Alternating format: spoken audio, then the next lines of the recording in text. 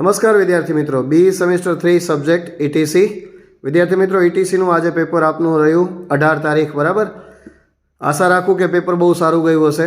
હવે ફટાફટ વિદ્યાર્થી મિત્રો આપણે આજના પેપરના રિવ્યૂ જોઈ લઈએ કે આપણે જે પ્રિપરેશન કરાવી એમાંથી એક્ઝામમાં કેટલું પૂછાયું. ક્વેશ્ચન 1, એની અંદર તમને એક્સપ્લેન કરવાનું છે ટેકનિકલ ડિસ્ક્રિપ્શન. વિદ્યાર્થી મિત્રો, ટેકનિકલ ડિસ્ક્રિપ્શન છે એ કઈ રીતે લખાય એ ક્વેશ્ચન એવો છે કે આપણે ટેકનિકલ ડિસ્ક્રિપ્શનના એક્ઝામ્પલ આપેલા છે, પણ એ એક આપણો ક્વેશ્ચન નથી થયો, પણ એની ઓપ્શનમાં સામે તમારી પાસે બીજા પણ ક્વેશ્ચન છે.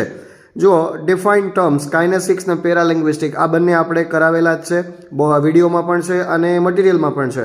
ત્રીજો ક્વેશ્ચન છે કે ઇફેક્ટિવ પ્રેઝન્ટેશન છે એ કઈ રીતે કરી શકાય, લોંગ ક્વેશ્ચન છે, આ પણ આપણે કરાવેલો ક્વેશ્ચન છે. અને તમે જે વિદ્યાર્થીઓએ મટીરિયલ વાંચ્યું હશે એ વિદ્યાર્થી મિત્રો પ્લીઝ મને રિવ્યૂની અંદર કમેન્ટ કરજો કે તમારું પેપર કેવું ગયું છે અને કેટલા ક્વેશ્ચન્સ તમે અટેન્ડ કર્યા છે. સેકન્ડ ક્વેશ્ચનની અંદર ટેકનિકલ પ્રપોઝલ તમારે એક્સપ્લેન કરવાની છે, ટેકનિકલ પ્રપોઝલ કઈ રીતે લખી શકાય.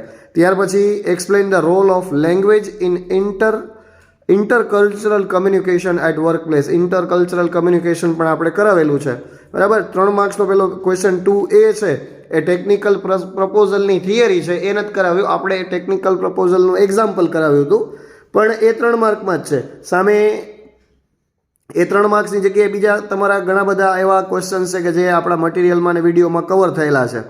ત્યાર પછી તમને question 2C, explain the barriers in effective communication.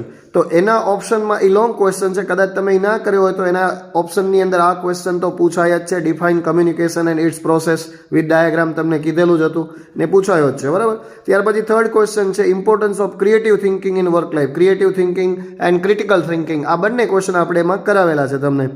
ત્યાર પછી તમને પૂછાયું કે ડિફાઇન એની 2 ટર્મ્સ. વિદ્યાર્થી મિત્રો, આ વિડીયો મેં ગઈકાલે જ અપલોડ કર્યો અને 3 ટર્મ તમને પરીક્ષાની અંદર પૂછાયા 4 માર્ક્સમાં, બરાબર. ચેન્જ, પરસિસ્ટ ને ગ્રો.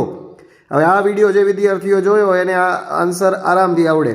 ત્યાર પછી ક્વેશ્ચન 3નો C, you have been offered a job as copy editor in a publishing firm. Write a letter, formal letter of acceptance to the head of the firm. હવે આ સિમ્પલ લેટર છે ભાઈ, formal letter છે કે તમને એક job ઉપર રાખ્યા છે અને જોબ તમે સ્વીકારો છો એના માટેનો તમારે લેટર લખીને મોકલવાનો હોય એમના હેડને.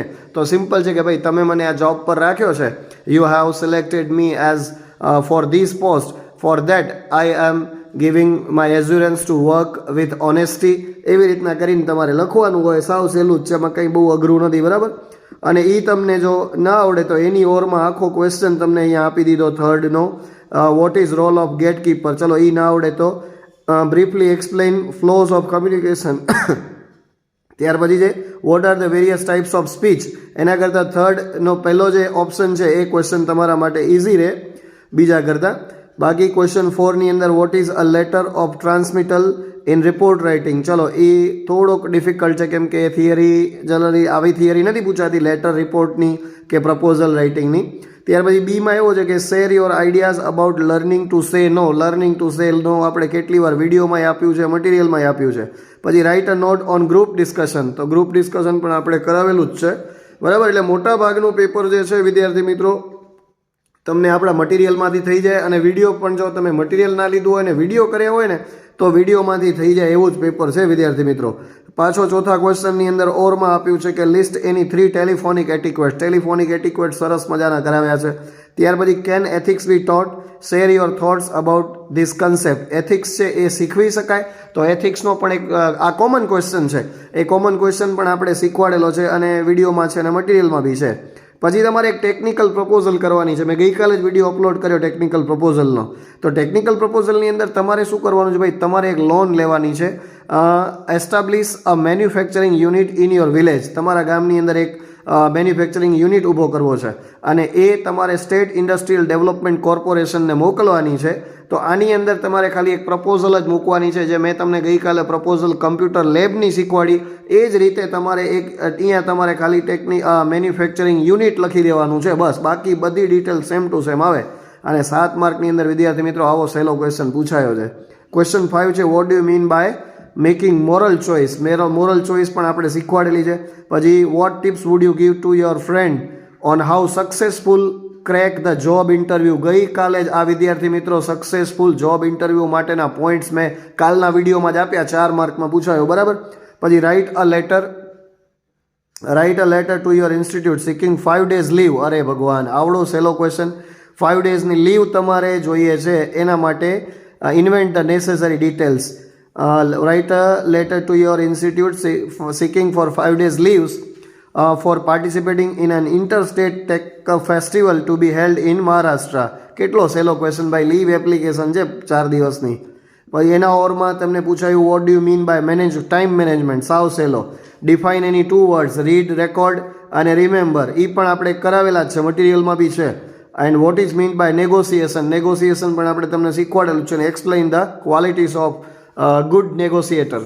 તો વિદ્યાર્થી મિત્રો, ઓવરઓલ પેપર જોવા જાઓ તો બિલકુલ સરળ છે. ક્યાંક અમુક ક્વેશ્ચન્સ છે જે પ્રેક્ટિકલ ક્વેશ્ચન છે, એના બદલે એની થિયરી પૂછી નાખી છે, જેમ કે રિપોર્ટ છે, ટેકનિકલ પ્રપોઝલ છે, પછી આપણે ટેકનિકલ ડિસ્ક્રિપ્શન છે, એની થિયરી પૂછી દીધી. પણ સરવાળે વિદ્યાર્થી મિત્રો પેપર બહુ સરળ છે. મતલબ કે તમે જો વાંચેલું હોય, થોડીક મહેનત કરેલી હોય તો પેપર બહુ સરળ છે અને આપણા મટીરિયલમાંથી તો ઘણું બધું પૂછાયેલું છે. અને વિદ્યાર્થી મિત્રો, તમે જે પ્રિપરેશન કરી છે, હું કહું એ ના ચાલે, પણ તમે જે આપણા મટીરિયલ અને વિડીયોમાંથી કેટલું વાંચ્યું ને કેટલું તમને વિડીયો હેલ્પફુલ થયા અને મટીરિયલ તમને કેટલું કામ લાગ્યું, તો વિદ્યાર્થી મિત્રો તમારા ખરા હૃદયથી, ખરા દિલથી મને કમેન્ટ કરજો, વોટ્સએપમાં મેસેજ મોકલજો.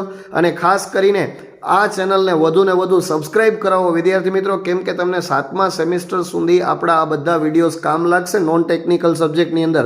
અને હજુ પણ તમને હું રિક્વેસ્ટ કરું છું કે તમારે કોઈ પણ એવા સબ્જેક્ટ લાગતા હોય નોન ટેકનિકલ, જેમાં તમને ડાઉટ લાગતો હોય, તો તમે મારી ચેનલને સબસ્ક્રાઇબ કરાવો વિદ્યાર્થી મિત્રો. આપણે ઇંગ્લિશ પણ આમાં શીખવીએ છીએ, સ્પોકન ઇંગ્લિશના ક્લાસીસ પણ આપણે આમાં ઓનલાઈન સ્ટાર્ટ કરવાના છીએ. તો વિદ્યાર્થી મિત્રો, તમારા સાથ સહકારની જરૂર છે. તમે ચેનલને સબસ્ક્રાઇબ કરશો તો તમને કોઈ બીજી તકલીફ પડવાની નથી, કોઈ ચાર્જ નથી લાગવાનું, પણ તમારે ફ્રીમાં ઘર બેઠા તમે સારામાં સારું અંગ્રેજી શીખી શકશો વિદ્યાર્થી મિત્રો. અત્યાર સુધી તમે મને સાથ સહકાર બહુ જ સારો આપ્યો છે. બનશે એટલી તમને હું મદદ કરવાની કોશિશ કરીશ. પણ વિદ્યાર્થી મિત્રો, ચેનલને સબસ્ક્રાઇબ કરાવો, કેમ કે મારું ગોલ છે અત્યારે 15,000 સબસ્ક્રાઇબરનું. એટલે વિદ્યાર્થી મિત્રો, 12,000 થઈ ગયા છે તમારા સાથ સહકારથી, તો 15,000 સબસ્ક્રાઇબર તમારે મને કરી દેવાના છે, બરાબર. તમારી પાસેથી હું બીજી કોઈ પણ પ્રકારની અપેક્ષા નથી રાખતો. પણ વિદ્યાર્થી મિત્રો, એટલું કરો કે ચેનલને એટલી ગ્રો કરાવો તમે કે જેના કારણે આપણા 15,000 સબસ્ક્રાઇબર થઈ જાય. તો વિદ્યાર્થી મિત્રો, ખાસ તમે કમેન્ટ કરજો કે પેપર તમારું કેવું ગયું છે, કેટલા ક્વેશ્ચન્સ તમે અટેન્ડ કર્યા અને જે તમે મટીરિયલ અને વિડીયોમાંથી વાંચ્યું એ તમને કેટલું ફાયદાકારક થયું વિદ્યાર્થી મિત્રો. ખાસ કમેન્ટની અંદર કહેવાનું છે. બાકીના આવનારા પેપર્સની અંદર પણ તમને આપણે મદદરૂપ થવાની કોશિશ કરીશું, બરાબર. ત્યાં સુધી ફરી મળીશું નવા વિડીયોની અંદર. ત્યાં સુધી ધન્યવાદ.